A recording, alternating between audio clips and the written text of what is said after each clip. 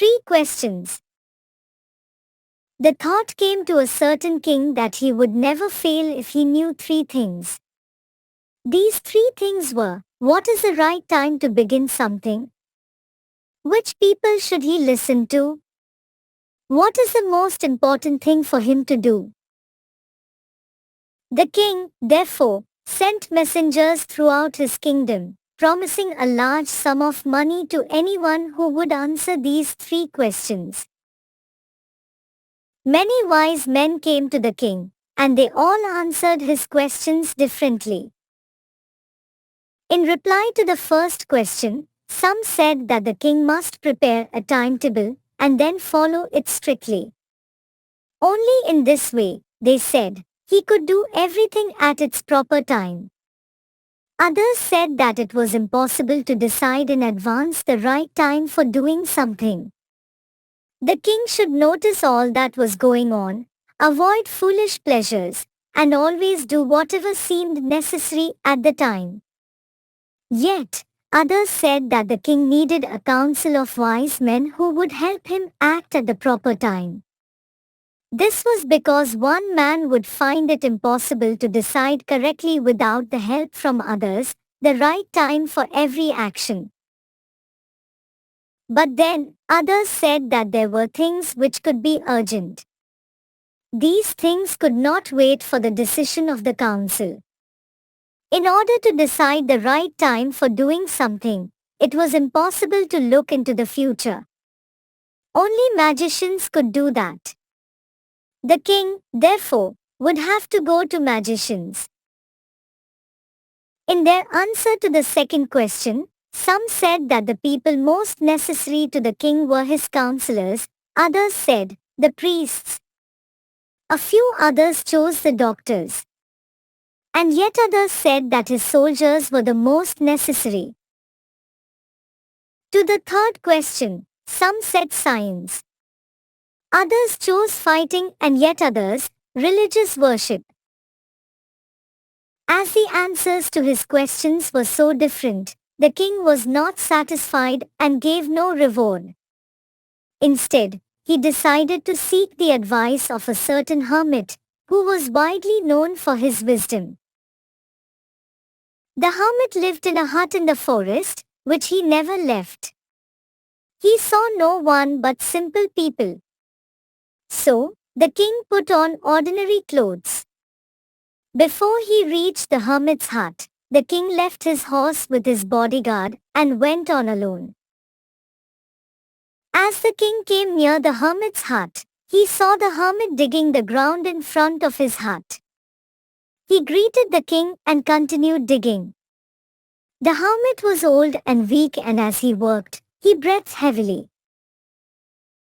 The king went up to the hermit and said, I have come to you, wise hermit, to ask you to answer 3 questions. How can I learn to do the right thing at the right time? Who are the people I need the most? What affairs are the most important? The hermit listened to the king but did not speak. He went on digging. You are tired. Said the king. Let me take the spade and work in your place. Thanks, Said the hermit, giving the king his spade.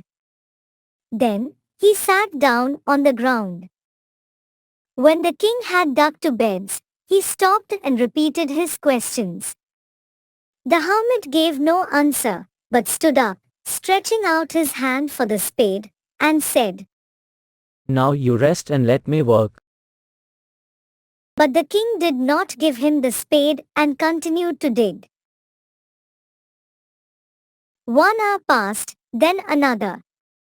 The sun went down behind the trees, and at last, the king stuck the spade into the ground and said, I came to you, wise man, for the answers to my questions. If you can give me no answer, tell me so and I will return home. Here comes someone running. Said the hermit. The king turned round and saw a bearded man running towards them. His hands were pressed against his stomach, from which blood was flowing. When he reached the king, he fainted and fell on the ground. The king and the hermit removed the man's clothing and found a large wound in his stomach. The king washed and covered it with his handkerchief, but the blood would not stop flowing. The king redressed the wound until the bleeding stopped. The man felt better and asked for something to drink. The king brought fresh water and gave it to him. By this time, the sun had set, and the air was cool. The king with the hermit's help carried the wounded man into the hut and laid him on the bed. The man closed his eyes and lay quiet. The king, tired by his day's work, slept through the night. When he awoke, it was several minutes before he could remember where he was or who the strange, bearded man lying on the bed was. Forgive me, Said the bearded man in a weak voice, when he saw that the king was awake. I do not know you and have nothing to forgive you for. Said the king. You do not know me, but I know you. I am that enemy of yours who swore revenge you because you put my brother to death and seized my property. I knew you had gone alone to see that hermit and I made up my mind to kill you on your way home. But the day passed, and you did not return. So, I left my hiding place, and I came upon your bodyguard, who recognized me and wounded me. I escaped from him, but I would have died if you had not dressed my wounds.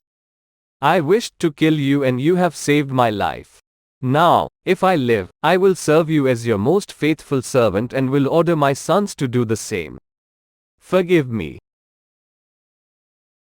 The king was very happy to have made peace with his enemy so easily and to have won him over as a friend. He not only forgave him but said he would also send his servants and his own doctor to look after him. He also promised to give back the man his property. Leaving the wounded man, the king went out of the hut and looked around for the hermit. Before going away, he wished once more to get answers to his questions. The hermit was on his knees sowing seeds in the beds that had been dug the day before. The king went up to the hermit and said, For the last time, I beg you to answer my questions, wise man. You have already been answered. Said the hermit, still bending down to the ground and looking up at the king as he stood before him. How have I been answered? What do you mean? Do you not see? Replied the hermit. If you had not pitied my weakness yesterday, and had not dug these beds for me, you would have gone away. Then, that man would have attacked you and you would have repented of not having stayed with me. So, the most important time was when you were digging the beds. I was the most important man, and to do me good was your most important business. Afterwards, when the man ran to us, the most important time was when you were caring for him, because if you had not dressed his wounds, he would have died without having made peace with you. So, he was the most important man and what you did for him was your most important business. Remember then, there is only one time that is important, and that time is now. It is the most important time because it is the only time we have any power to act. The most necessary person is the person you are with, at a particular moment, for no one knows what will happen in the future and whether we will meet anyone else or not. The most important business is to do that person good, because we were sent into this world for that purpose alone.